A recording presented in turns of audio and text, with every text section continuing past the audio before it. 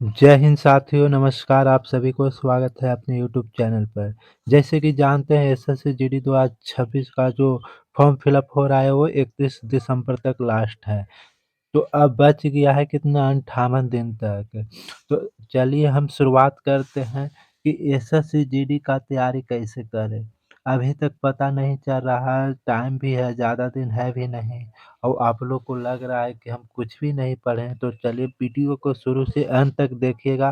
पूरा एनालिसिस किया हुआ है कि किस तरह से आप पढ़ेंगे तो आपका स्कोर बेटर होगा। तो पहला प्रश्न बनता है क्या कि एसएससी जीडी का तैयारी कैसे करें? स्कोर कैसे बढ़ाएँ? ठीक है, दूसरा क्वेश्चन होता है। तीसरा रहता है कि मॉक टेस्ट कहाँ से लगाएँ? बहुत भाई को दिक्कत होता है, बहुत भाई-बहन नहीं समझ पाते हैं कि कहाँ से लगाएँ। और चौथा है कि अभी-अभी शुरुआत किया हूँ पढ़ने के लिए तो क्या मुझसे हो पाएगा? और पाँचवाँ बात है कि मैथ में नंबर नहीं आता है। तो चलिए इस सब का हम जानकारी सबका उत्तर इस वीडियो में मिलेगा, तो शुरू से अंत तक बने रहिएगा।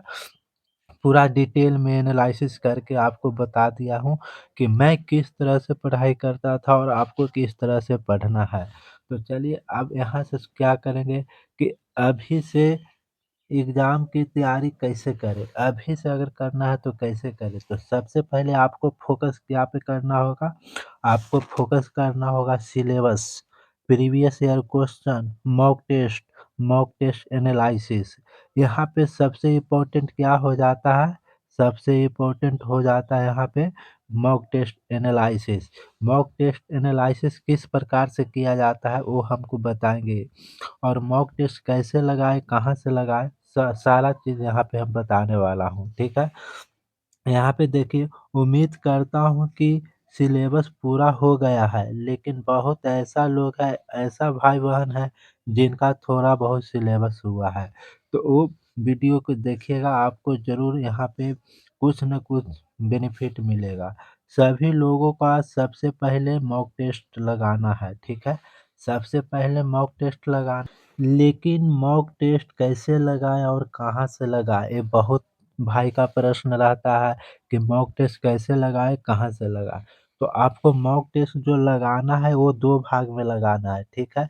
एक डेली लगाना है और एक वीकली मॉक टेस्ट लगाना है, ठीक है? डेली में क्या लगाना है कि आपको जो सेक्शनल होता है, सेक्शनल कहने का मतलब 20 क्वेश्चन जिसमें रहता है, चैप्टर वाइज़, जिसको हम क्या बोलते हैं, मिनी मॉक टेस्ट हम बोलते हैं। क्या मिनी मॉक टे डेली क्या लगाना है, मिनी मॉक लगाना है, ठीक है? और वीकली लगाना है क्या, फुल मॉक टेस्ट लगाना है, जो 80 प्रश्न का होता है। ये आपको बहुत ज़रूरी है, ठीक है? और जो फुल मॉक टेस्ट लगाना है, कहाँ लगाना है, तो संडे को RWF ऐप पर वीकली मॉक टेस्ट लगाया जाता है, वहाँ पे लगाना है। कहाँ लगाना है? और यहाँ पे मैथ का सॉल्यूशन मैं करवाता हूँ। आप मेरे चैनल पे भी अगर आपको अच्छा लगता है तो देख सकते हैं। शॉर्ट ट्रिक के माध्यम से कम समय में बताते हैं और सिंपल सॉल्यूशन देते हैं कि मैथ आसानी से बन जाए। अगर आप मेरे द्वारा हल देखिएगा तो आपको 20 में से 20 बनने का चांस हो जाता है, ठीक है?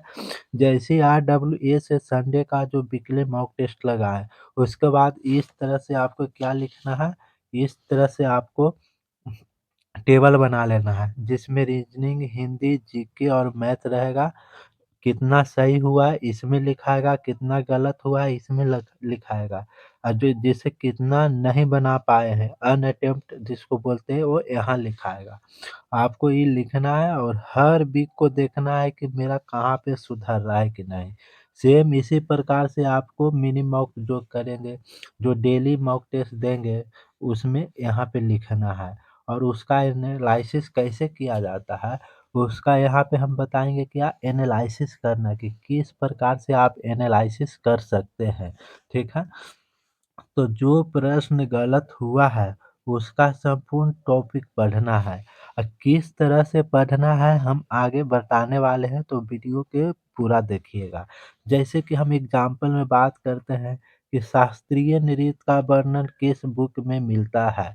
तो आपको यहाँ पे अगर पता है तो ठीक है, नहीं पता है तो आप आंसर लिखिएगा। शास्त्रीय नृत्य टॉपिक को पूरा पढ़िएगा, पूरा शास्त्रीय नृत्य पढ़ना है आपको यहाँ पे, उससे संबंधित व्यक्ति पढ़ लेना है, उससे संबंधित राज्य एवं राज्य में जो लोक नृत्य रहता है उस प्रकार से पढ़ लेना है। ऐसे ही और अगर हिंदी की बात करते हैं यहाँ पे, तो हिंदी में अगर समास से प्रश्न कोई गलत हो जाता है, क्या हो जाता है गलत?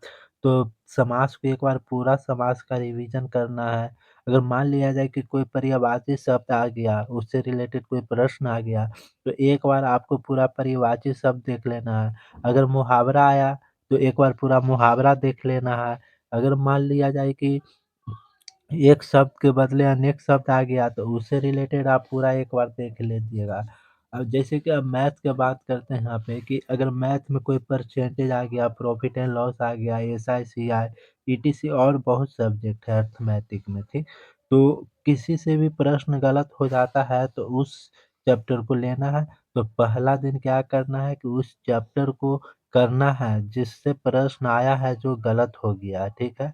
अब कहिएगा कि हम ठीक है, यहाँ पे चैप्टर के तो हम पढ़ लेंगे, लेकिन इससे रिलेटेड हम प्रैक्टिस कहाँ पे करेंगे? तो मैथ प्रैक्टिस के लिए कौन-सा बुक यूज़ करें? तो मैथ प्रैक्टिस के लिए एक राहुल तिवातिया सर का बुक है आरडब्ल्यूए रोज़गार विद अंकित ऐप पे है, ठीक है? इसमें क्या है कि चैप्टर वाइज़ तो है ही है। इसके अंदर क्या है टॉपिक वाइज़ भी है, क्या है? टॉपिक वाइज़ भी प्रश्न दिया हुआ है। तो इसको आप बहुत बेटर होगा आपको प्रैक्टिस के लिए। अब बता रहे हैं कि स्पेशल मैथ में हमको अगर नंबर इंक्रीज़ करना है तो किस प्रकार करें, ठीक है? तो आपको सबसे पहले क्या करना है मॉक टेस्ट के समय, ठीक है? मॉक टेस्ट के समय जो प्रश्न नहीं बनता है, उसको एक नोटबुक में नोट कर लें, ठीक है? एक ऐसा नोटबुक बनाएँ मैथ का, ठीक है? जो प्रश्न बार-बार एग्ज़ाम में आता है, लेकिन सॉल्व करने में थोड़ा दिक्कत होता है, ठीक है? कोई-कोई ऐसा प्रश्न होता है जो बहुत ही देखने में तो सिंपल लगता है कि बन जाएगा, लेकिन बनाने जाते हैं तो थोड़ा-सा टेढ़ा-मेढ़ा हो जाता है और सॉल्व आसानी से नहीं हो पाता है। उस तरह का क्वेश्चन को नोटबुक में नोट इम्पोर्टेंट क्वेश्चन जो टॉपिक से थोड़ा हट के होता है, ठीक है?